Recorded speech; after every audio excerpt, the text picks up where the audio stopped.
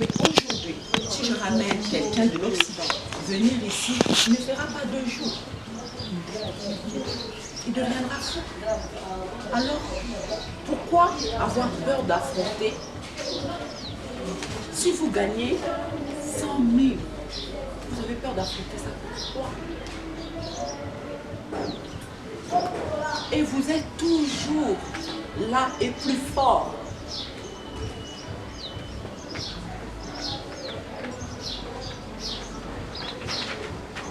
Donc, c'est un problème qui se passe dans la tête.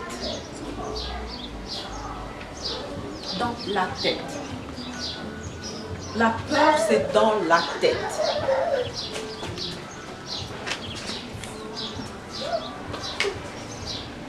C'est pas l'argent qui fait l'homme, mais c'est l'homme qui fait l'argent. Donc, il faut aller de ce sens-là. Ce n'est pas l'argent qui doit te faire peur, mais c'est toi qui dois faire peur à l'argent.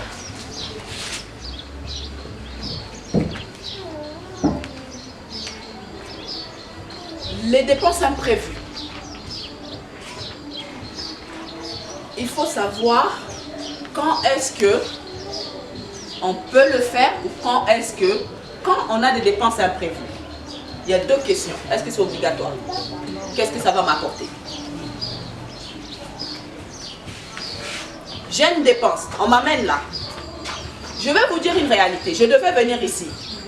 Je n'étais pas du tout, ça n'était pas dans mon planning. C'était pas programmé. J'ai dû bousculer beaucoup de mon calendrier pour faire ces 2 jours-là. Hier, on m'annonce une autre nouvelle qui n'était pas prévue. Imprévue. Que je dois gérer. Que je ne suis pas là avec vous. Je n'ai pas affronté ça. Je suis là, j'affronte. Il y a 2 questions que je me suis posées. Est-ce que c'est obligatoire que je puisse être là? Oui. Est-ce que les dépenses qui vont être omises ce jour-là, je pourrais le gérer? Comment le gérer? C'est ma première préoccupation. Avant même que je puisse dire bonjour à ces 2 personnes-là, c'est ce que je leur ai affronté comme problème. Et on a trouvé des réponses, on a trouvé des solutions. Imaginez-vous si j'avais peur, je ne serais pas là avec vous. Je n'aurais pas affronté cette dépense imprévue. Parce que c'est le transport aussi que je mets pour venir ici. Je ne suis pas riche. Je ne suis pas Bill Gates non plus. Mais c'est cet amour-là. C'est ce passion-là. Et c'est cet engagement. Maman, vous devenez trop français pour les lignes. Dans la lobby boy. Ba dépense oyo toyebi que eza nango utilité. Ba oyo langa sac question mo nga la koloba. Est-ce que c'est important? Na somba. Est-ce que eza nécessaire immédiatement na zwango? Mama, ateza ya kodefa, eza nyongo ifo zongisa. Donc ezo konta na kati ya budget na yo. Il faut konta na kati ya budget na yo. Merci maman. Il faut na defa. Il faut na defa. Pona na ofuta sima. Attends, par exemple, maman, on futa no dans 3 mois. Mais dans 3 mois, il faut na banada ko chambo wa muke bébé. Donc kaka na kati ya na budget na nga. Quand biso va commencer ça la budget. Yangwana ke lelo. Il faut to banusa la mo. Pona lelo, soki mwinda ye. Pona pesa ni bata $20 à crédit. Ayebi que na $20 à crédit wana, boza déjà outillé. Boza na mayele wana ko koka kolongola $20 wana, bo comme ça wata $200.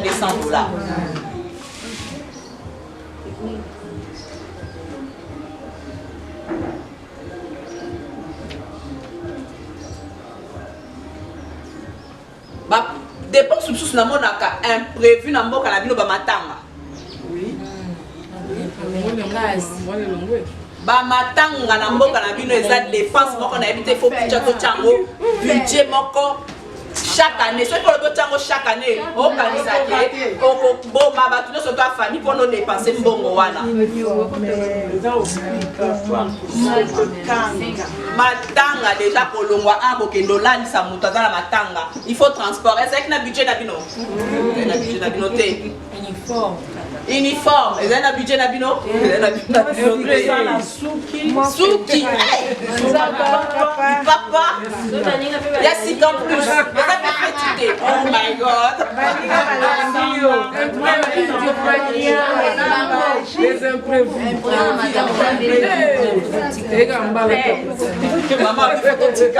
Maman s'est révoltée. Il faut ça là. Merci beaucoup. Est-ce qu'ils sont obligés? Question à moi. Est-ce qu'ils sont obligés? Est-ce qu'ils sont obligés qu'il faut que jour wana bola tapeta un jour wana? Matang elle qui n'a fait. Cité. On a une beaucoup d'importance dans le donc, beaucoup de gens ont influence. On a pour garder le budget, pour épargner. Et c'est quand tu vas oh, maman, on a famille, on a famille, famille, on a famille, on a famille. Mais pour ça, pour se priver dans ma caméra, moi, et aujourd'hui,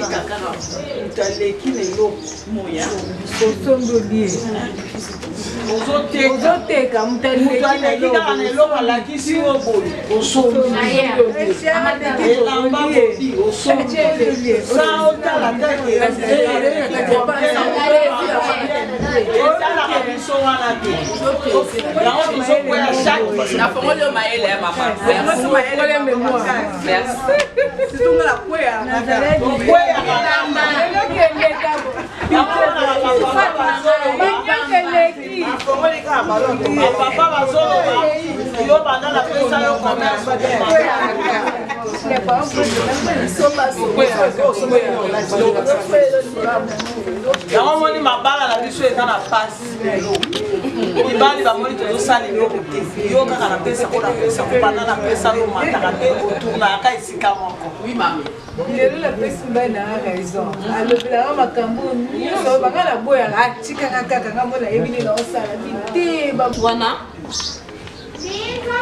avant on a ça là. Je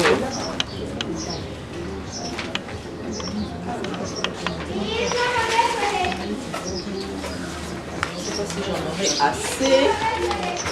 Sinon, vous pouvez là. Binom balé.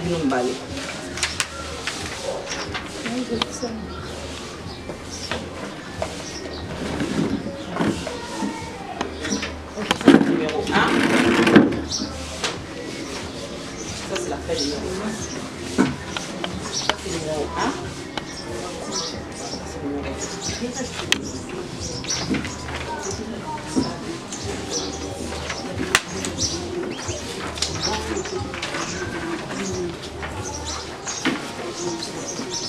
Je ne sais pas si j'ai imprimé assez pour tout le monde.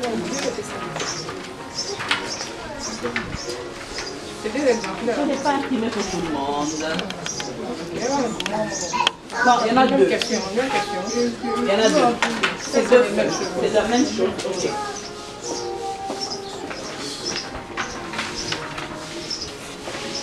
Est-ce que là-bas vous avez quelque chose? Essayez de partager. Vous avez quelque chose là-bas? Une? C'est laquelle que vous avez? C'est laquelle que vous avez? C'est laquelle que vous avez? Oui. Là, le 1 ou le 2?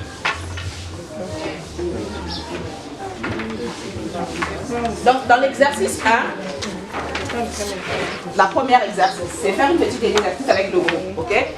Je ne savais pas combien de membres de maman, sinon j'aurais parti faire des photocopies. Mais demain, je vais ramener assez de feuilles et je vais vous laisser ces feuilles-là pour vous. Ici, on nous dit qu'il y a trois sortes de dépenses, ok? On a nos besoins secondaires, on a nos dépenses fixes mensuelles. Ça, c'est comment tenir un budget, ok? Nabakaye na bino bobanda ko simba parce que là vous êtes outillés.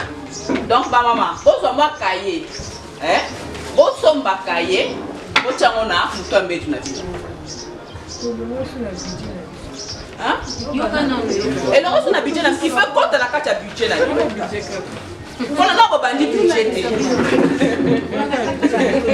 Non, on bandit budget. On a tout n'importe sur budget, donc bon bandane siko. Donc on a bandane siko yo. Bosomba cahier.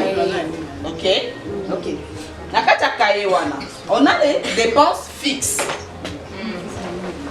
Dépenses fixes. Donc on a un exemple de dépenses fixes. Loyer, frais d'eau, frais d'électricité, achat de crédit, sur aux la crédit banyongo. On les a dépenses dans nos fixes dépenses autour ça en chaque mois. Et boujakate, montant et boujakate. OK? Toujours qu'il y a pas dépenses variables. OK? Dépenses variables des nourriture, frais de santé, transport, les lait de toilette. Hein? On a un exemple. Parce qu'on va faire l'exercice après qui s'en vient. Troisième dépense. On a une dépense impulsive. Quoi les impulsifs? Ça va pour ça. Les tu vas faire ça pour ça. Ok, on va dans la terrasse au liangou now. Non, qui pour ça Beaufort. Beaufort, hein? On va dans la terrasse mais la Beaufort now. Voilà, ça va dépense impulsive. Ça va dépense pour ça. On va dire que moi sac mon collègue toko yaka maman yo yebia yo sala ba dépense impulsive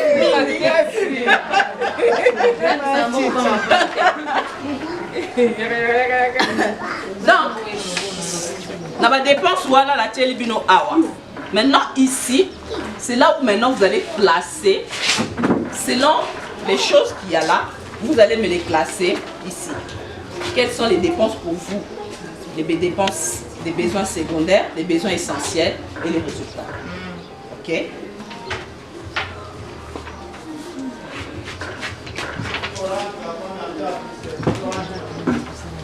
ne sais pas si je vais tracer.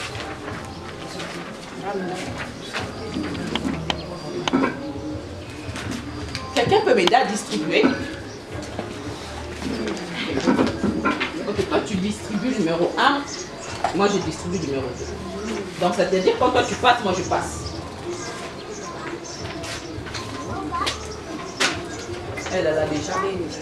Elle a déjà. Donc ça, c'est ça. Deux personnes pour l'instant, on va voir si ça va suffire. Ça va?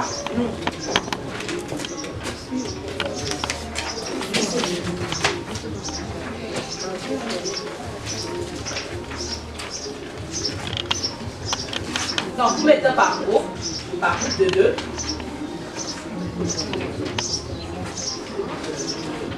Il en reste.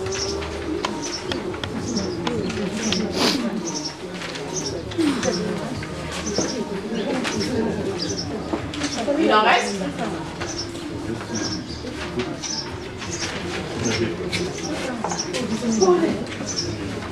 Yo.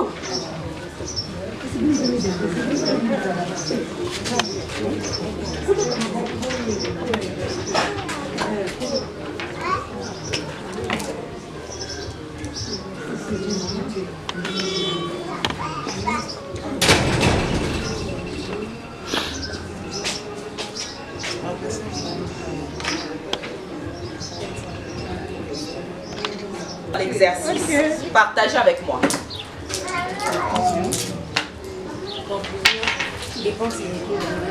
Dépenses et les kébélés. Bon, oui, mais par rapport à salaire.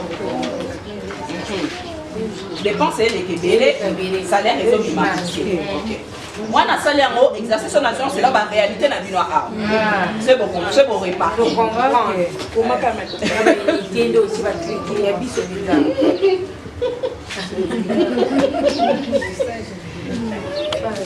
par rapport aussi aux besoins, j'ai remarqué que les besoins essentiels sont plus nombreux par rapport aux besoins secondaires.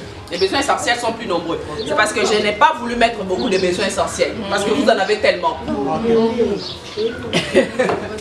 Donc, j'ai voulu vraiment cibler les besoins dans les besoins.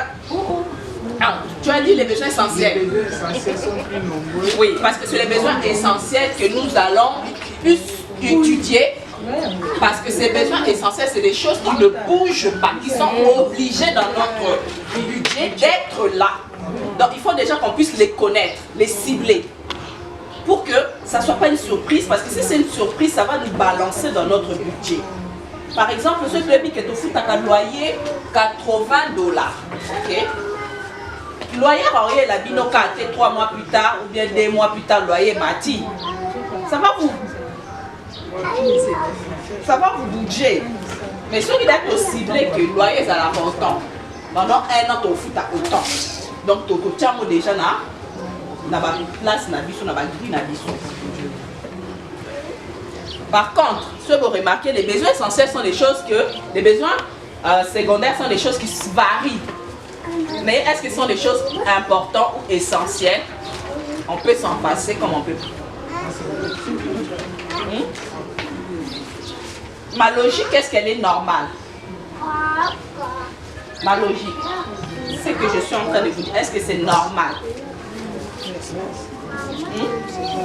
C'est pas normal. Dis-moi pourquoi c'est pas normal. Puisque les dépenses ne peuvent pas dépasser le budget. Ok. Les dépenses du total ne peuvent pas dépenser le budget.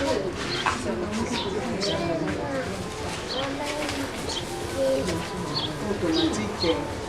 Je vais vous raconter une petite histoire. En France, na français, pendant que soit ok louenda, ok louenda, balobaka, salaire na yo, par exemple, si vous avez 500, ndako vous avez $500. Ok, salaire na yo fait à la 3 fois plus. 3 fois plus que ton loyer. Donc ça va me faire combien? $1,500. Mais la France, jamais nous avons un salaire de 3 fois plus son loyer. Donc nous avons aussi une bande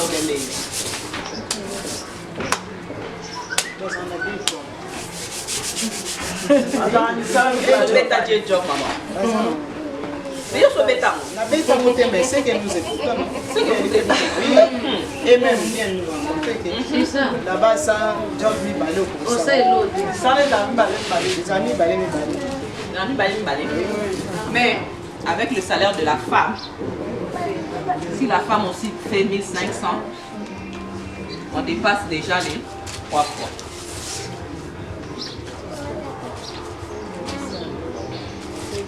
Donc, pour que ton budget puisse être ici correct, maman, il faut que tu arrives à épauler ton mari à peu près. Comme elle gagne $100, si elle pouvait gagner comme $200, parce que les dépenses c'est à combien? Vous avez calculé, les dépenses sont plus de combien? Ça fait 650. Donc, dans leur couple, ils ont $500. Les dépenses sont 650. Donc, il y a $150 de plus. Si la femme ramenait, c'est $150. Qu'est-ce que vous en pensez? Il n'y aura pas un équilibre? Il y aura un équilibre. Dans votre compte, il faut payer quelque chose dans le compte. On ne peut pas tout dépenser. C'est pour ça qu'il faut le budget. Budget, non. C'est pour ça qu'il faut le budget. Moi, je vous ai mis la réalité d'ici. Naïe bino réalité na bino non, c'est bino en face. Maman a dit ça ne va pas. Oui, ça ne va pas. Il est temps de se révolter que ça ne va pas. Se révolter. Oui. Oui, en toi-même, tu peux te révolter en toi-même. Mais non, maman, la première révolte, tu es là. Parce que si tu ne serais pas révolté, tu ne serais pas là en train de prendre cette formation. Ne te décourage pas, maman, maman. Ne te décourage pas. C'est ce que nous avons appelé sur la force de résilience. On ne se décourage pas facilement. Dans dans d'autres cieux où c'est récolté, c'est facile, mais ici, chez nous, il faut que vous soyez.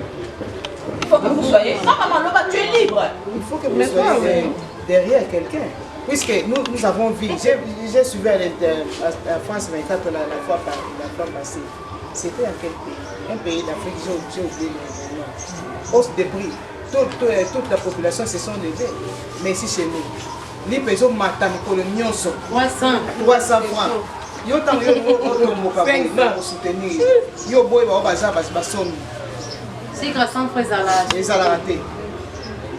Moi là aussi ma économie il y a un beau côté. Parce que si on a vu si ma économie en boca, je suis impuissante, j'ai les mains liées. Nga elo na osimba ezande ko révolter bino ko kendo luka plus. Mais bateau que nous luka wana ils sont corrompus. Na kokendo luka batu te mama. Nazo penga yo pona nini? Ya mwana bengi yo femme entrepreneuse. Okoluka na ndenge na yo koteka mako koteka mungwa okende kosomba je ne sais pas quoi okota bilanga mais okobimisa $250 wana pona ko epole mobali na opona ke tout eza na caisse na bino budget. Si c'est que dit muto oya ko pesa bino mbongo na France kuna ou bien na Europe ou bien na Canada kuna na ozela te que Trudeau yo pesa mbongo. Je me lève, vous savez combien de boulot je fais 3 boulots en 24 heures. 3 boulots en 24 heures. Je suis enseignante, j'ai fini l'école, j'enlève mes talons, je nettoie toute l'école. Je finis de nettoyer l'école le week-end, s'il vous plaît. Je vais faire du pain, je deviens boulanger.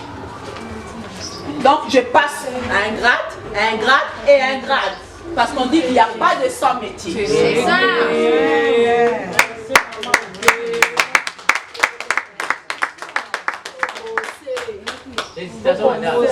Merci.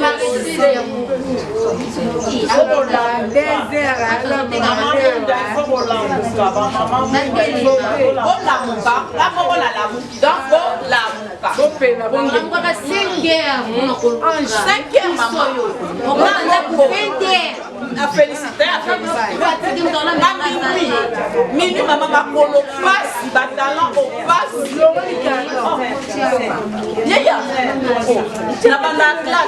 Na banda classe na 7 heures. Na yesak madame ko, madame alati sak talonga wana na opesa kuna ba élève 1D. Aka classe ici la 14h30 ba. Bana la tiki ba koti ba bus ba matake. Nga wana na longoli ba talonga wana la lati keti ngana na ko pangusa ba école. Nazo pangusa na ko nika ba toilette. O bana ba uta ko tanga. La sisi bongo samedi dimanche dans la ngana 4 heures na zali bana ko na kisala mama. Vraiment. Est-ce que je me suis découragée parce que mon budget était insuffisant? Non. Maman l'accepte fait que ça m'a pas.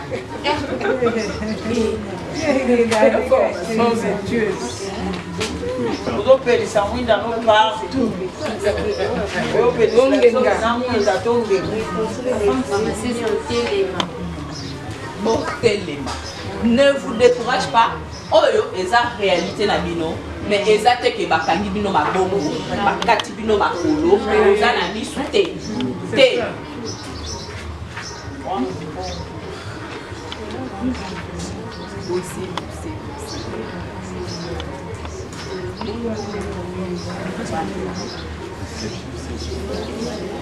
Donc on a un peu compris la base, ok? Lobby. Bossez dans la feuille. N'a pas exemple, il y a papier pour dépense la binoque. Il y a un cas pour moi, tu dois tant pis au moko, tu vas calculer et donc hein? Ndengeni bosalaka, ndengeni nezalaka, ba dépense la binoque. Bon, ça va maintenant la pour aller le pardon. Bon vanda. Attends si ma fait. Bon vanda, bon loyer, papa te fout à combien? D'abord papa yo gagne à combien? Papa papa bébé va gagner sa montagne à Bangoja. Ah non, Bangatie. Ah bon bah. Ya bandoki.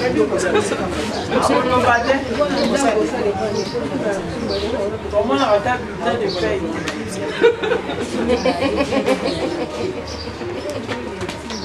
Mais tous avons besoin. Bon ça la même estimation. Tous avons besoin pour y battre ça c'est qu'un couple na bino. Mais tout ça la estimation, tout ça la estimation, mais n'a pas dépense, tout ça à peu près ma dépense un peu réalité de notre réel. Ok? Ce qui peut être dans le toko vana, toko vraiment dans lobby, to vani to leki na chaque cas, et puis comme ça toko e ba nenge nini toko tirer pour na to banda ko bimisa ba bénéfice. Parce que ba bénéfice bénéfice épargner saving à côté de parce que ceux qui ont saving na biso de côté est toko banda ko sala sikoyo entrepreneuriat na biso toza dia na saving mo to bando kende to bando suko simba mbongo na biso a commerce.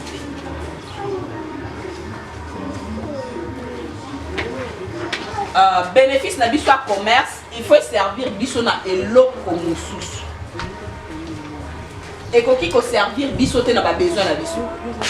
Ba besoin na biso jamais boko kende. Pona ceux qui ba besoin na biso comme kende na catégorie ya biloko tozo steka ou bien tozo simba to ko kweya. Oui maman là bas. Ana se fait point à ma papa. Papa na biso pe ya ko ngi basa. Comme ezakelo que yé eloko, lelo ya lelo boyate. Mais bolia pas chaque jour. OK? Pour calculer ce qui papa zo salaté, aussi papa kamba cop na été. Pour na cop ezelo moko stable été. OK? Biso to nito ça na ba bloc moko stable.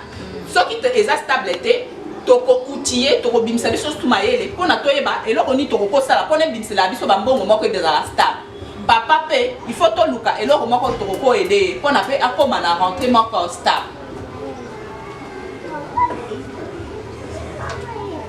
Pour na so que za cop, ce to beti dans un mois, après bimisa 2 jours, ya mbongo. Oui. Bo bité que toko roli. Nga kuma na vana ba na roli. Biso mo ne mtuto ko mako. Lelo basi ba koma osala kulesa ndako kuleka mibali. Ya mwana soko moni na lobby nini na observation na nga na ebandeli na lobby que au Congo la majorité des femmes, la moitié des entrepreneurs et entrepreneuses sont des femmes. Et puis dans la plupart, la majorité des cas, c'est des femmes qui détiennent le budget de la famille.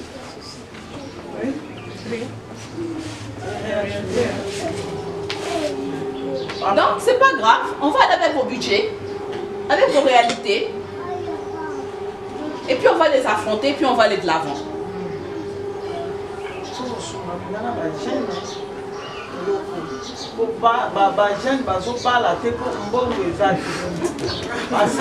C'est ça.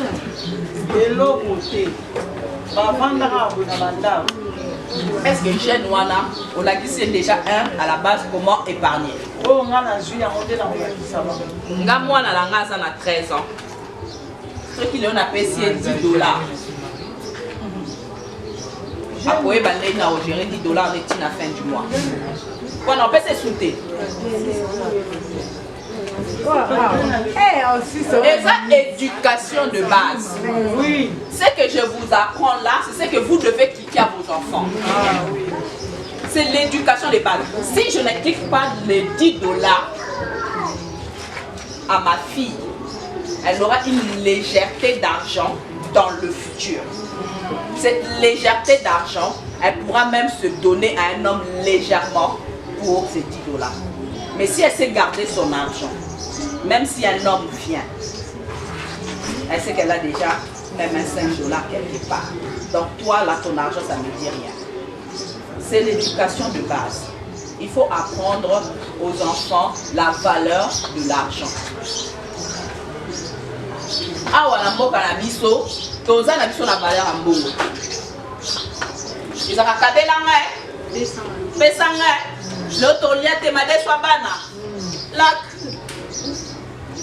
Non, le kotango te, non, beta 8 heures à Caillou. Avec 5 000.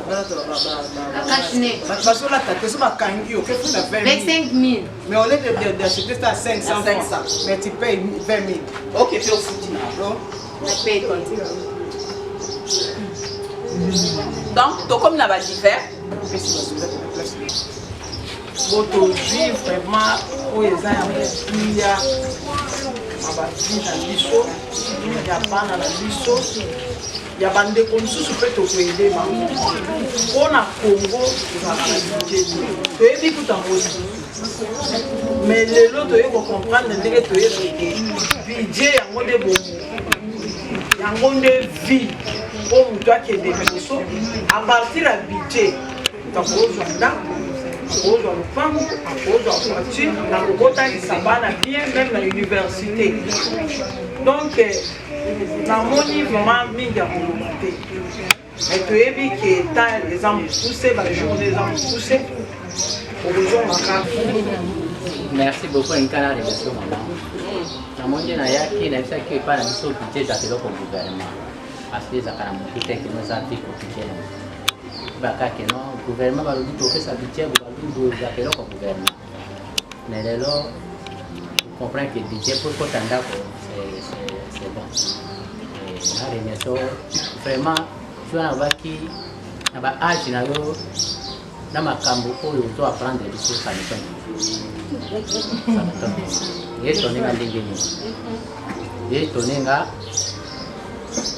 ozana no bolenge nde tolobaka mais o vivre mpo na yo moko te c'est un peu ça qui vit pour les autres et avec pour moi na jeune ya boazoninga a penser idi wana c'est tosoutenir yango kaka tina suka epi kolata kombo wana neti mama mwinda jeune fille alata kombo mama mwinda ça fait déjà.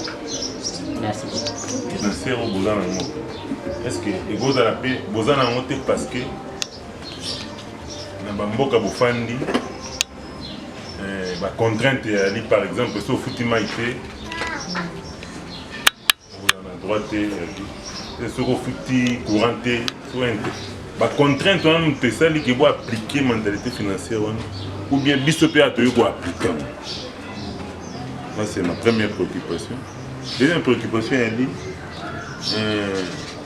tout le monde a mon photo. Très souvent, la photo va cabarater. C'est-à-dire, il y a prévu dans le calcul. Est-ce que c'est possible de comme vivre bon?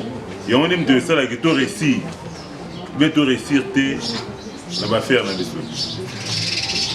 Et puis, bon. Dans le cadre d'affaires, très souvent on remarque mon expérience dans la vie. En tout cas, pour réussir dans l'affaire, on a kin.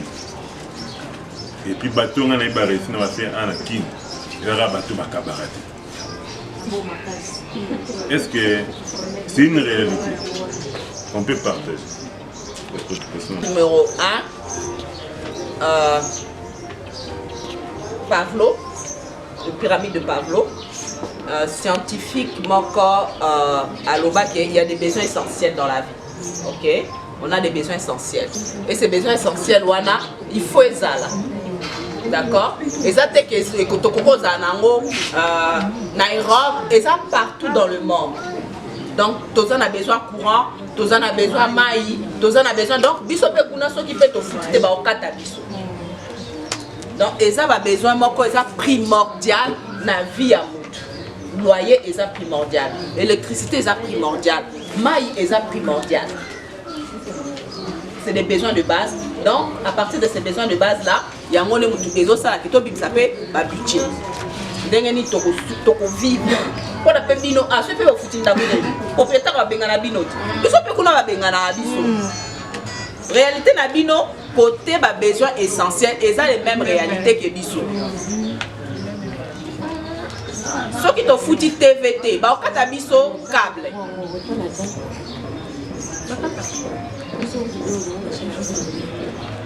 Biso et ça boy. Ceux qui mois et premier, on paye le loyer tout le premier mois. Ceux qui te fouti ok na cour. Ok na cour. Na cour wana so ba bibo bima. Yaka ba aussi sa cour wana. Juge abeti ta fo bima. Yaka ba aussi sa ba mbila de baza ba soda de baza la ko sanda ko. Ba pe so 20 minutes pour bimsa bilo. Na 20 minutes au bimsa ni.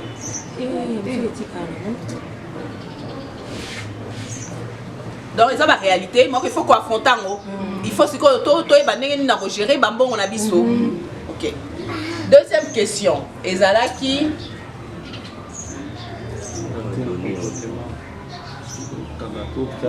on est avec troisième. Troisième question, non, c'est la troisième parce que deuxième non troisième question, c'est pour nani ni bateau bazala quoi ça là ba business ba bon ba camarade. Et ça discipline à vie. Maintenant tu fais la discipline na ya vie. Na ko lo baté que bato apoto e bayaka awa baza égoïste. Ba égoïste pe baza individualiste bato bazaka pona bango baza mais muto za discipliné o yebi que na kati ya budget nanga on met toujours un marge des choses qu'on peut faire, des dépenses qu'on peut atténuer jusqu'à où cette marge là on peut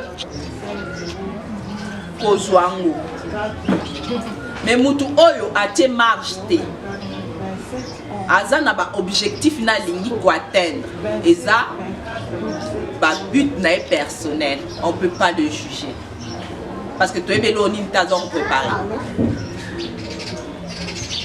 et puis ce peut vous remarquer biso to ça bango ke bato na bazaka bato mbo bazaka égoïste te bazaka égoïste te bazana ba but na bango ba olinga ko atteindre bazana discipline na makambo na bango ba osala biso ndeto to ba pauvre pour la discipline des années objectif p ezate le lo ba peso $300 ba peso ça na oni oza mon objectif moroté ngana okabelo te personnellement na okabelo te mbongo a passe na on a uzuito ozwa na kana kabelo bo na peso pe ozenu ne lote on le cas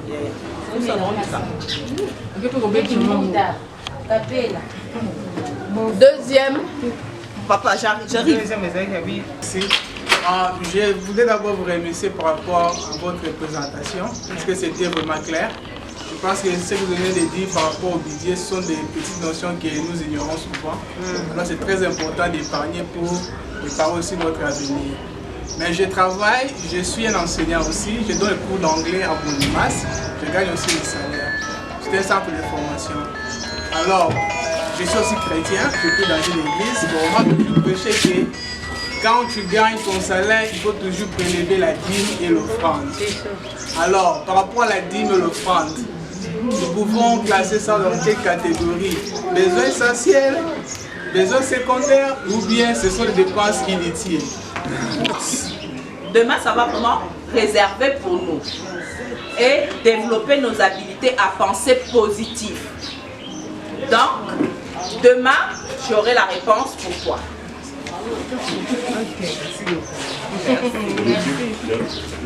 Oui, maman. Pour vous ma mémoire, là, on a bandi commerce en 2008. On a commerçant qui était la Chine, Dubaï, Turquie, mais ma cambo union sur tout n'a ça l'a été. On a dit qu'on épargnait il y a pied dans l'eau bapéta. Épargne aucun compte qui est besoin à zéro, mais aucun va voyage aussi mobile loco.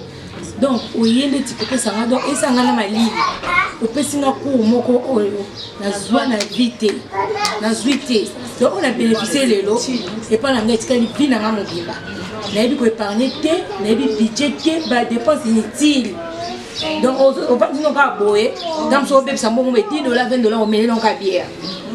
Mais oyo petit na les lots en tout cas Nzambe a bakisi là. Et belé sous oya sous ko pesa sous et ça ya sous katé. Et ça que OK. Tout le monde aussi soit là bané mususu ata nyote mais tout le monde akayo donc ko opesa pour formation ozo fungula biso ba mémoire to poussa kama kanisipe misika yango o ngani ngana loba yango wana penza Nzambe apambola o penza makamnu nyonso ozo sala ezala penza olele. Merci.